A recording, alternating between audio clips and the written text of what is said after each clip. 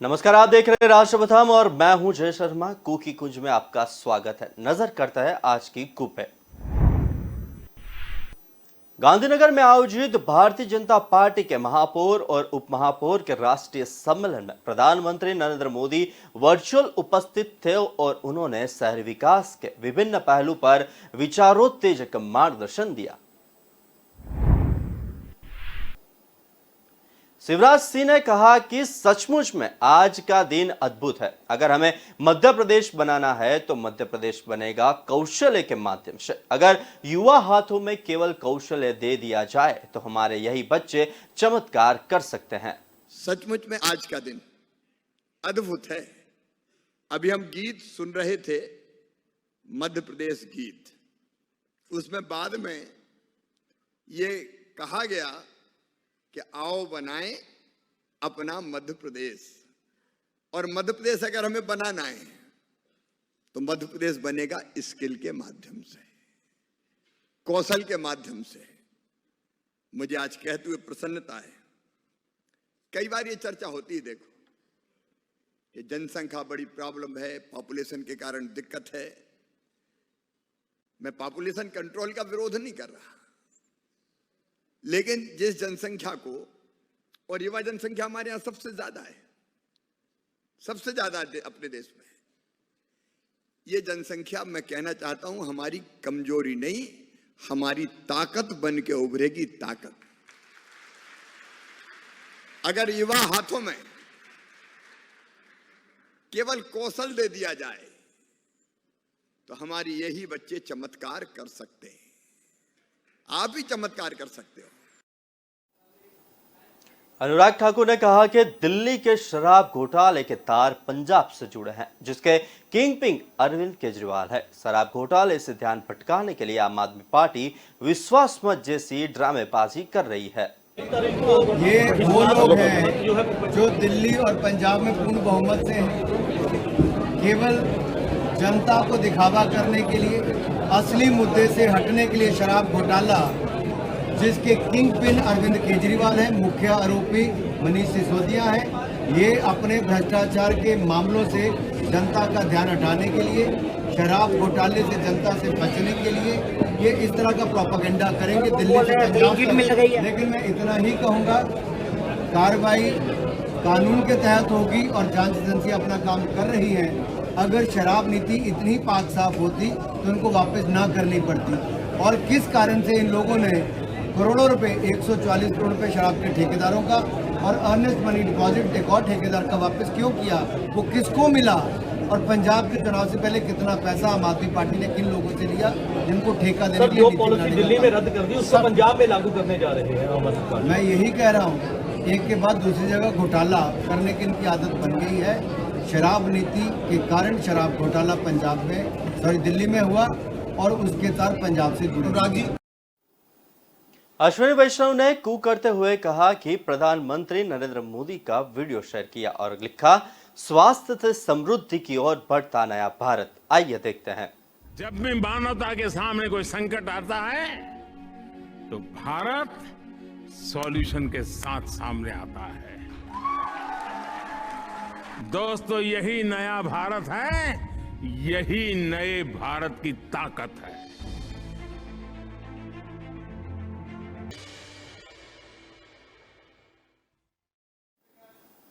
भगवत मान ने कू करते कहा कि हम 1 अक्टूबर से धान की सरकारी खरीद शुरू करने जा रहे हैं। मंडी बोर्ड के अधिकारियों के साथ बैठक की, खरीद व्यवस्था और तैयारियों की समीक्षा की। इस बार लगभग 191 लाख मैट्रिक टन धान आने की संभावना है। एक फसल चारा लेने के लिए सरकार कटिबद्ध है। हम चारे को बाजारों में नहीं गिरने देंगे। बुंदेलखंड और विंध्य क्षेत्र के इस वर्ष के अंत तक हम हर घर नल योजना को हर घर तक पहुंचाने का कार्य संपन्न कर चुके होंगे। प्रदेश में 30,000 गांवों की कार्य योजना अंतिम चरणों में चलकर उन पर कार्य भी प्रारंभ हो चुका है। और मुझे लगता है कि बुंदेलखंड और विंध्य क्षेत्र में इस वर्ष के अंत तक हम हर घर नल की योजना पूरी तरह लागू हर घर तक पहुंचाने की कार्रवाई संपन्न कर चुके होंगे। प्रदेश में 30,000 गांवों की कार्य योजना अंतिम चरणों में चल करके उन पर कार्य भी प्रारंभ हो चुका है। जो हमारे गाजीपुर से माननीय सदस्य बोल रहे थे कि हमारे उसमें नहीं हो रहा है, ये पूरा क्षेत्र, चाहे वो बलिया हो, गाजीपुर, ये पूरा क्षेत्र, यहां पर फ्लोराइड और आर्सेनिक से जुड़ी हुई जो समस्याएं हैं, इन सभी क्षेत्रों को हम लोगों ने चरणबद्ध तरीके से लिया है।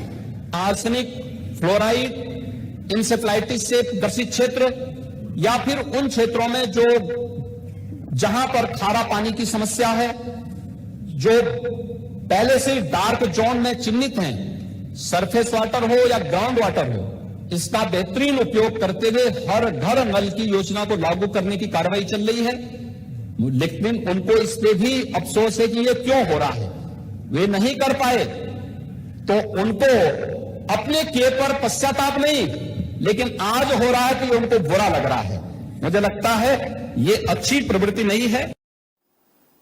योगी आदित्यनाथ ने आगे कहा कि सदन में नेता प्रतिपक्ष जैसा बोल रहे थे, उससे तो ऐसा लग रहा था कि उपदेश कुशल बहुतेरे। आपको तो नेशनल हेल्थ सर्वे के आंकड़े देखने की जरूरत है। प्रदेश में बीते 5 वर्ष में शिशु और मातृ मृत्यु दर में कमी आई है। उत्तर प्रदेश में स्वास्थ्य सेवाओं को लेकर लगातार बेहतर सुधार हो रहे हैं। नेता प्रतिपक्ष की बातों से बहुत स्पष्ट हो रहा था कि परोपदेश कुशल बहुतेरे।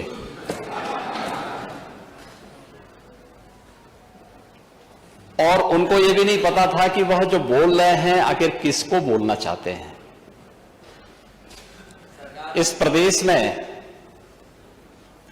4 बार समाजवादी पार्टी की सरकार रही है और मुझे नहीं लगता है कि 25 करोड़ जनता जो प्रदेश की है या देश की 135 करोड़ की आबादी में से कोई भी व्यक्ति जो राजनीतिक रूप से उनसे उपकृत होगा, उनको छोड़ करके शेष कोई भी समाजवादी पार्टी को एक सही नजरिए से देखता होगा। मुझे लगता है नेता प्रतिपक्ष को एक जिम्मेदार नेता के रूप में सदन में बोलना चाहिए, तथ्यों पे बोलना चाहिए। जो आंकड़े हों, उन आंकड़ों को एक बार सत्यापन करा करके अगर वे बोलेंगे तो ये विश्वसनीयता उनकी भी, उनके दल की भी बनी रहेगी और साथ साथ इस व्यवस्था के प्रति भी आम जनमानस का विश्वास डगमगाएगा नहीं। और यह अगर विश्वास डगमगाएगा, ये लोकतंत्र के लिए बहुत खतरनाक दिन होगा, क्योंकि जनमानस की भावनाओं के विरुद्ध जब भी कोई आचरण कोई व्यक्ति करेगा तो वह अविश्वास की स्थिति पैदा करेगा और वो लोकतंत्र के लिए सबसे खतरनाक दिन होगा। दुर्भाग्य से कुछ लोग अपने निहित स्वार्थ के लिए इस प्रकार का आचरण करते हैं या कर बैठते हैं। इसको लोकतंत्र में कहीं मान्यता नहीं देनी चाहिए। National family health survey 4th और 5th जो आए हैं या इससे पहले जो सर्वे हुए हैं, वे सर्वे इस बात की गवाही देते हैं कि उत्तर प्रदेश में विगत 5.5 वर्षों के अंदर स्वास्थ्य सेवाओं में बेहतरीन सुधार हुआ है। और चाहे वह एनीमिया से जुड़े हुए मामलों में सुधार का प्रश्न हो, ये नेशनल एवरेज से अच्छा हुआ है। शिशु मृत्यु दर और मातृ मृत्यु दर यह पहले की तुलना में काफी इसमें सुधार हुआ है। अन्य मामलों में भी उत्तर प्रदेश ने उत्तरोत्तर वृद्धि की है, काफी उसमें अच्छी प्रगति हुई है। मैं केवल एक उदाहरण देना चाहता हूं। गोरखपुर की चर्चा माननीय नेता प्रतिपक्ष ने की और बोलते बोलते उनको बहुत सारी चीजें याद आती हैं। स्वाभाविक रूप से जब कोई चीज और खासतौर पर जनता जनार्दन अपना फैसला करके दे ही देती है, सपने जब तार पार होते हैं तो उसका दुख होगा ही। गजेंद्र सिंह ने कहा कि जल जीवन मिशन अंतिम कतार के गांवों तक स्वच्छ जल पहुंचा रहा है और जनजीवन में सुंदर बदलाव ला रहा है।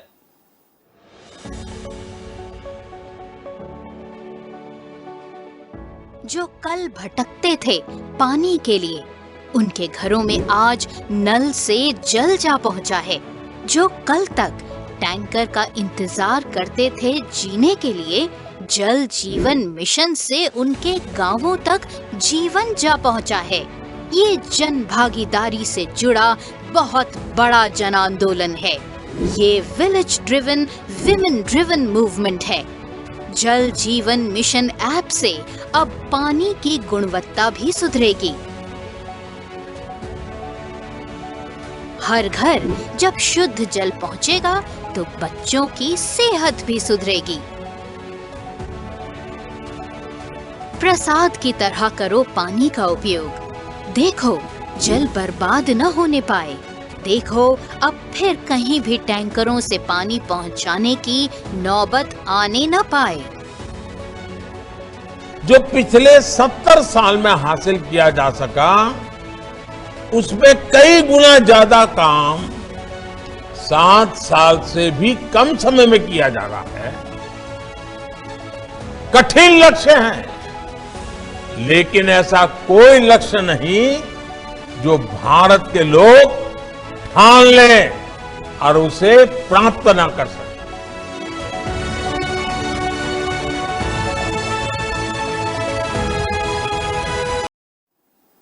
वक्त हुआ एक छोटे से ब्रेक का, लेते एक ब्रेक।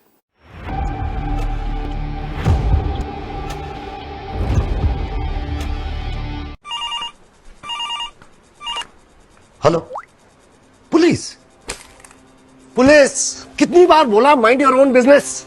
किसी का एक्सीडेंट हो गया, तुझे ही एम्बुलेंस बुलाने की क्या जरूरत थी? बुलाया तो बुलाया, पुलिस में रिपोर्ट लिखवाने की क्या जरूरत थी? फंस गए ना इस झंझट में।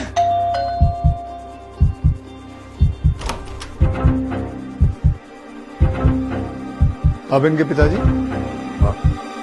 Thank you sir. ऐसा बेटा पैदा करने के लिए जो इंसान की जान की कीमत समझता है। हिंदुस्तान का भविष्य अब सुरक्षित हाथों में। एक सेल्फी। आइए सर, आप ही आइए। रोड एक्सीडेंट अगर आपके सामने हो, मदद करना मत डरना, पुलिस हमेशा आपकी आभारी रहेगी। सड़क दुर्घटनाओं में घायलों की मदद करने वाला व्यक्ति गुड स्मार्टन अब सभी प्रकोप की परेशानियां जैसे अस्पताल, पुलिस विभाग और अदालती प्रक्रियाओं से सुरक्षित है। इस सुरक्षा को भारत सरकार ने मोटर वाहन संशोधन अधिनियम 2019 की धारा 134A के माध्यम से स्थापित किया है। इस गुड स्मार्टन लॉ को सुप्रीम कोर्ट ने भी रिट याचिका 235/2012 सेफ लाइफ फाउंडेशन बनाम भारत सरकार ने अपने आदेश द्वारा मान्यता दी है। आइए आगे बढ़ें, सड़क दुर्घटनाओं में घायलों की मदद करें।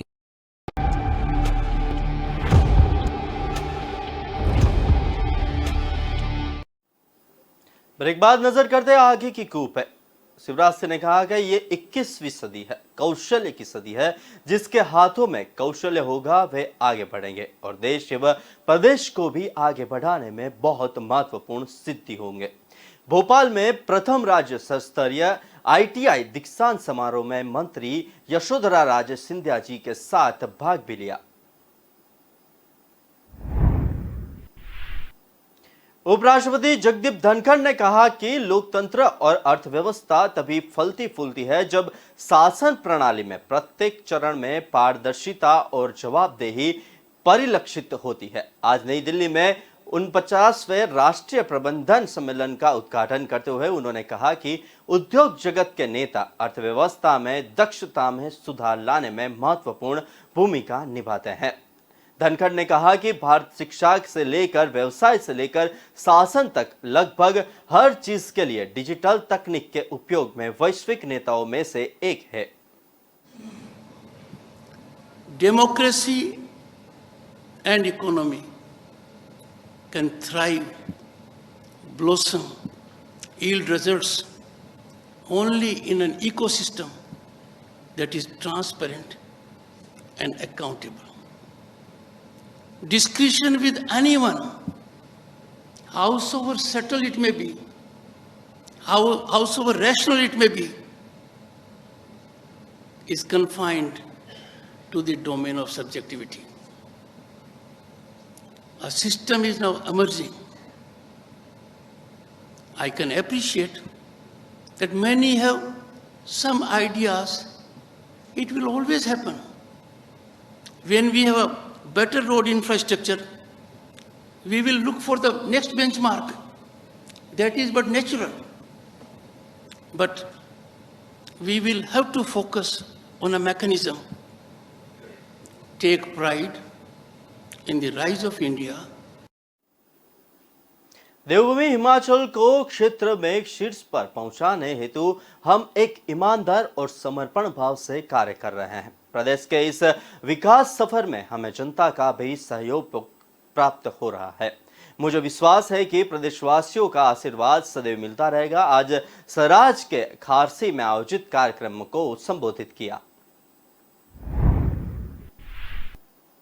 मीनाक्षी लेखी ने आज जेएनयू नई दिल्ली में नशा मुक्ति अभियान में भाग लिया। नशीली दवाओं के दुरुपयोग से स्वास्थ्य समस्याएं होती है और परिवारों का विनाश होता है। नशीले पदार्थों का व्यापार हमारे देश की सुरक्षा के लिए खतरा है। स्वस्थ जीवन और बेहतर भविष्य के लिए हमें ड्रग्स को नहीं कहना होगा, हमें भारत को नशा मुक्त बनाने का संकल्प लेना चाहिए। साथ ही स्टॉलों का दौरा किया और परिसर में महिला स्वयं सहायता समूहों और उद्यमियों द्वारा बनाए गए उत्पादकों की एक झलक देखी।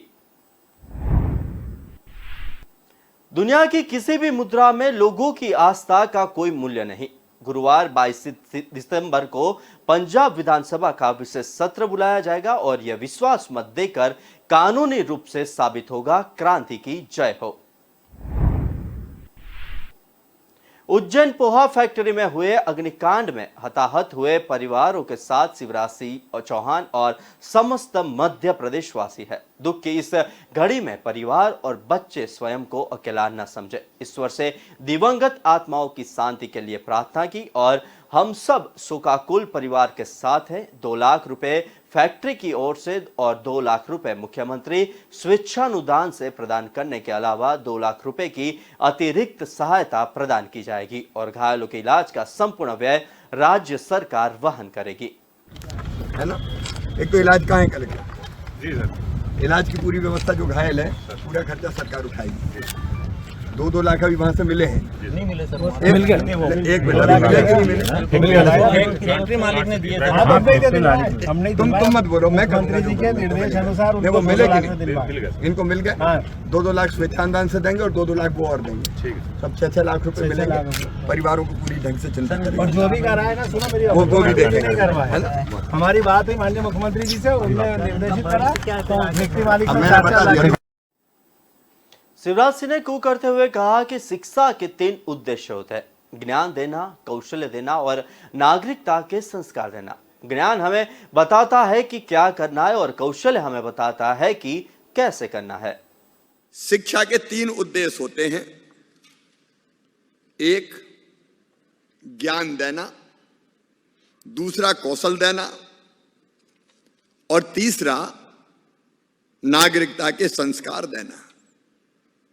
ज्ञान हमें यह बताता है कि क्या करना है और स्किल कौशल हमें बताता है कि कैसे करना है। 3 चीजें मैंने कही: ज्ञान, कौशल और नागरिकता के संस्कार।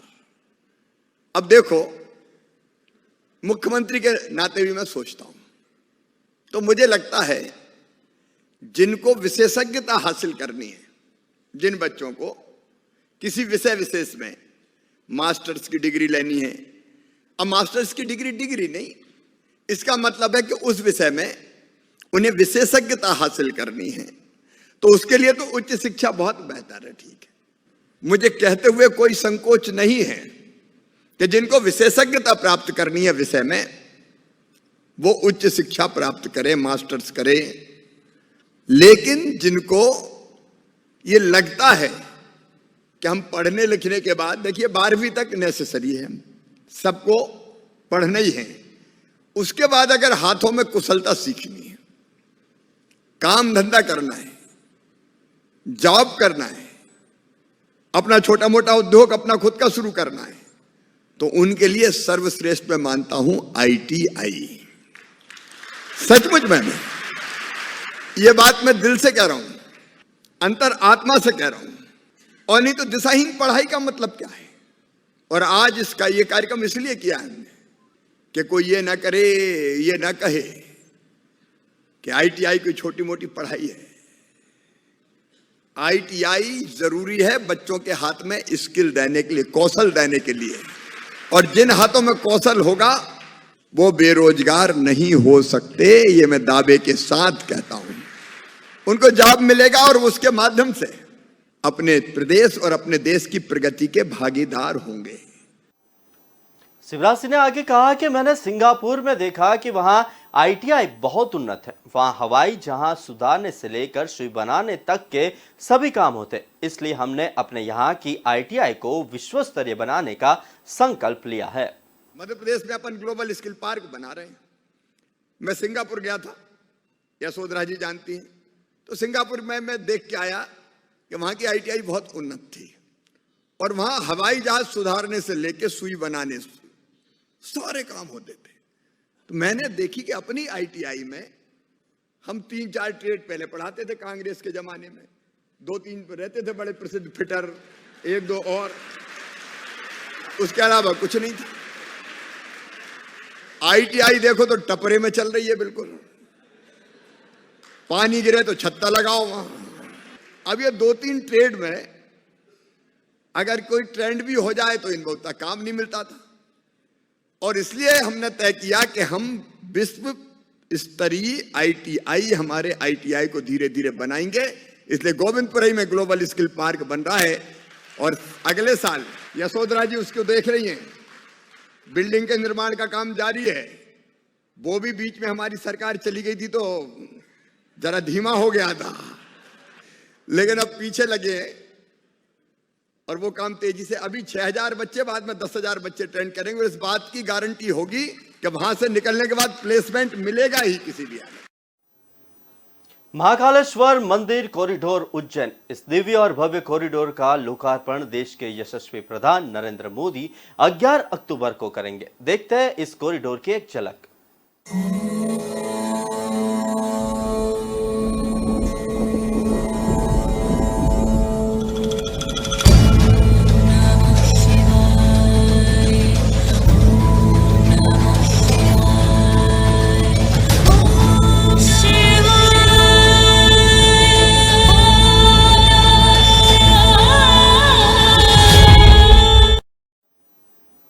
जाते जाते देखते हैं सदगुरु का आज का विचार। आज का सदगुरु का विचार है कि जब आप सर्वोच्च स्तर पर काम करना सीख लेते हैं तो सब कुछ एक खेल जैसा बन जाता है।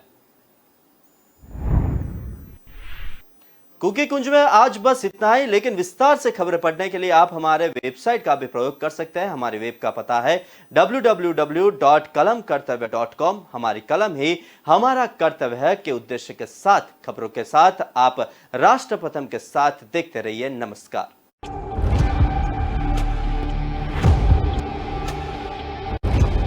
बोल धरती जयकारा।